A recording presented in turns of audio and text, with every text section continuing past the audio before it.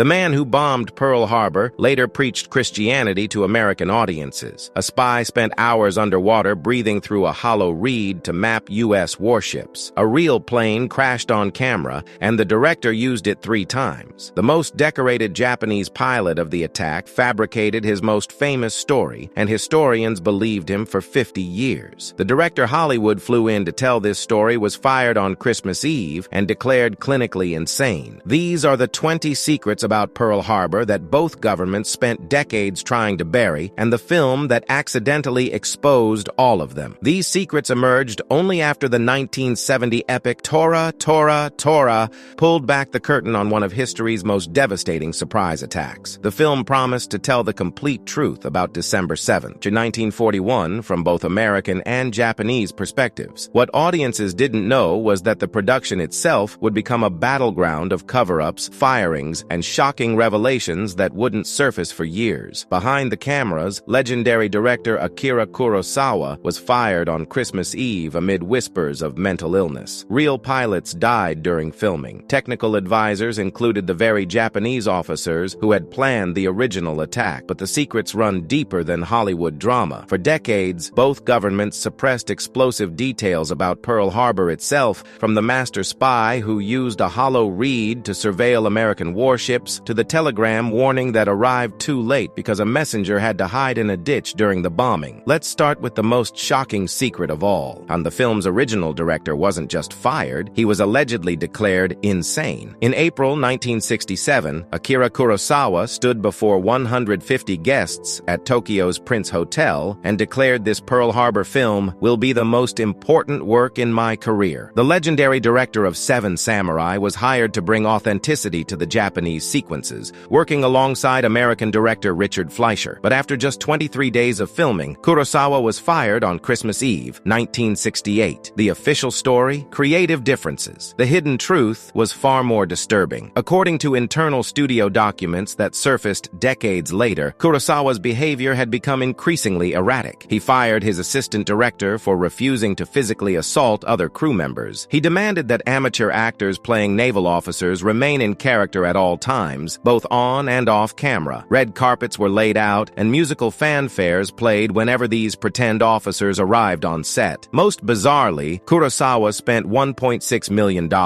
building a replica of the Japanese battleship Nagato and built it facing the wrong direction. When studio executives complained about the mounting costs and delays, Kurosawa's response was to become even more demanding and unpredictable. The final blow came when a neuropsychologist examined Kurosawa and declared him to be suffering from disturbance of sleep, agitated with feelings of anxiety, and in manic excitement. The report concluded he needed rest and medical treatment for more than 2 months. Of all the footage Kurosawa shot during his expensive tenure, less than 1 minute appears in the final film. Richard Fleischer later called that surviving scene the worst scene in the picture. The Kurosawa firing wasn't the only tragedy. On January 13, 1969, pilot Guy Thomas Strong was killed when his aircraft crashed and burned in a Hawaiian cane field during filming. Strong, a 35-year-old ex-Navy pilot, was flying an American BT-13 trainer modified to look like a Japanese dive bomber. But here's the shocking part. The filmmakers captured another on-set plane crash as the cameras rolled and included that real accident footage in the movie. A full-size World War II fighter plane actually crashed and careened across a flight line filled with actors and stuntmen who had to sprint for their lives just steps ahead of the fiery wreckage. And director Richard Fleischer used this genuine disaster in the film 3 times from 3 different angles. Audiences watching Tora, Tora, Tora were unknowingly seeing real people running for their actual lives. Perhaps the most explosive secret involves the film's technical advisors. While Hollywood publicized that both American and Japanese veterans helped ensure accuracy, they buried one crucial detail. Minoru Genda, the man who largely planned the actual Pearl Harbor attack, served as an uncredited technical advisor for the film. Genda had been one of the key architects of Japan's most devastating military strike. Now, nearly 30 years later, he was quietly helping Hollywood recreate his masterpiece of destruction. His participation remained hidden from American audiences, who might have been outraged to learn that the enemy strategist was profiting from retelling his own attack. The film depicted Japan's Japan's intelligence gathering before Pearl Harbor, but sanitized the most shocking details about their master spy, Takeo Yoshikawa. Working undercover at the Japanese consulate as a junior diplomat named Tadashi Morimura, Yoshikawa used methods that sound like science fiction. He rented small planes for aerial reconnaissance flights over Pearl Harbor,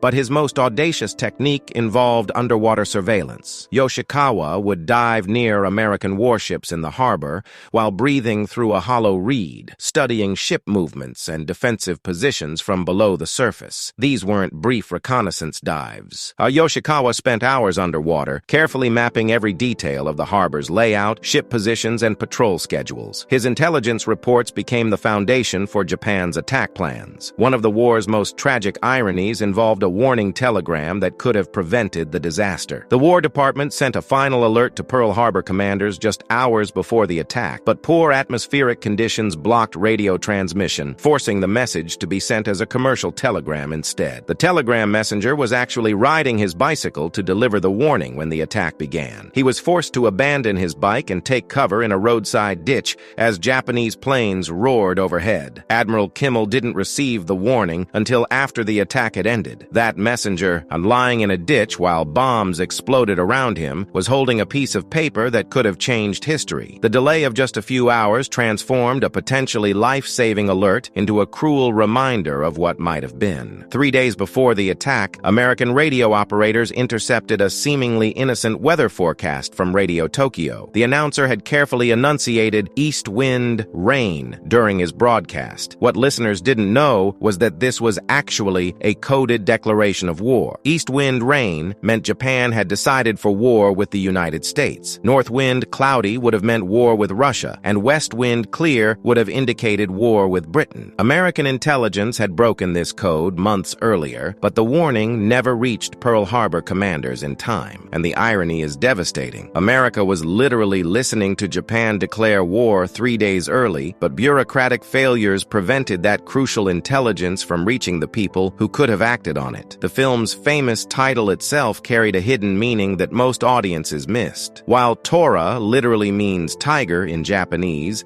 it was actually a two-syllable code word abbreviating the longer phrase Totsugeki Raigeki, meaning lightning attack. When Commander Mitsuo Fuchida radioed Tora, Tora, Tora at 7:53 a.m. on December 7th, he was confirming that complete surprise had been achieved. But here's the secret. Fuchida's own plane was hit 21 times by American anti-aircraft fire during the attack. He barely survived to send that famous signal. The complete surprise wasn't as complete as Japan had hoped. American gunners were fighting back faster than expected. For decades after the war, Fuchida claimed he had urged Admiral Nagumo to launch a third wave of attacks to destroy Pearl Harbor's fuel depots and repair facilities. This became accepted historical fact, repeated in countless books and documentaries. But it was a complete fabrication. Japan had planned only 2 waves from the beginning. No air crews were trained for a third wave. No written orders existed. No such preparation had been made before the fleet sailed. The truth emerged only in the 1990s when historians discovered that Fuchida had invented this story during post-war interrogations,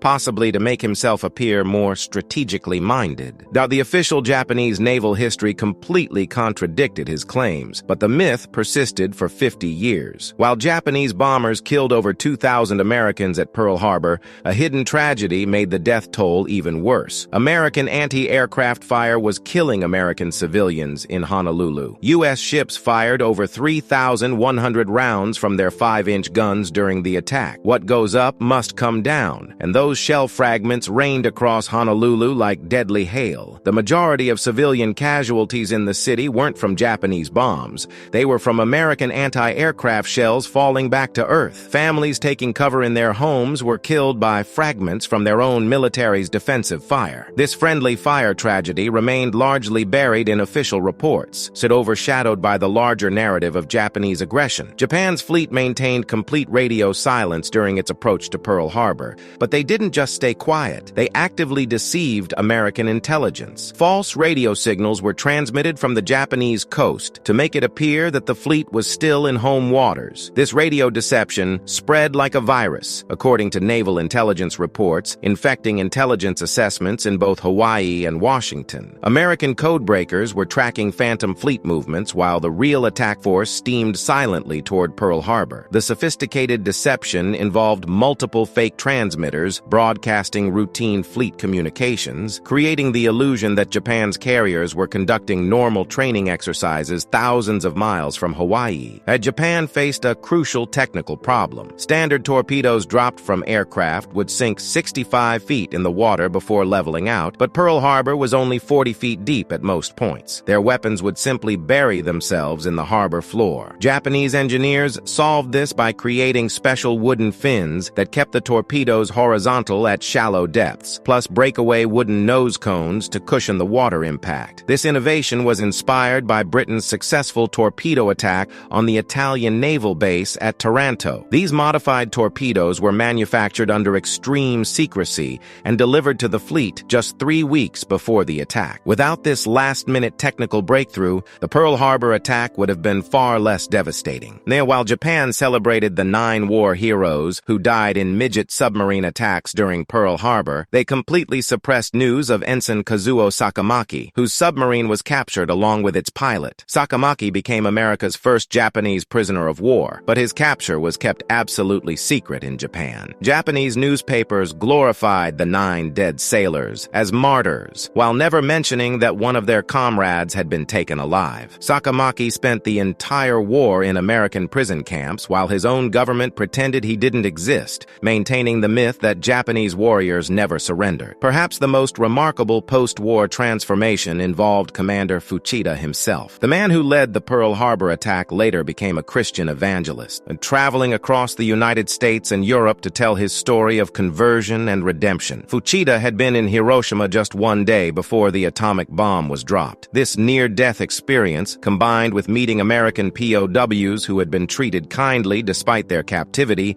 led to his spiritual transformation. He settled in the United States, though he never became an American citizen. The irony is staggering. The pilot who shouted, "Tora! Tora! Tora!" while bombing Pearl Harbor spent his later years preaching Christian forgiveness to American audiences. When Tora, Tora, Tora was released in 1970, it sparked unexpected political controversy. Representative John M. Murphy called the film an affront to Americans fighting in Vietnam, arguing that every ethical standard is besmirched by the Hollywood Pentagon hookup to produce a film glorifying the Japanese attack on Pearl Harbor. The timing couldn't have been worse. With American soldiers dying in Vietnam, many viewers saw the film's balanced portrayal of Japanese motivations as unpatriotic. The movie's attempt at historical objectivity collided with wartime emotions, creating a backlash that hurt its domestic box office performance. Admiral Husband Kimmel and General Walter Short were immediately relieved of duty after Pearl Harbor and blamed for the disaster. But classified documents revealed decades later show this was largely a cover-up to protect officials in Washington. Admiral Raymond Spruance later admitted, "I have always felt that Kimmel and Short were held responsible for Pearl Harbor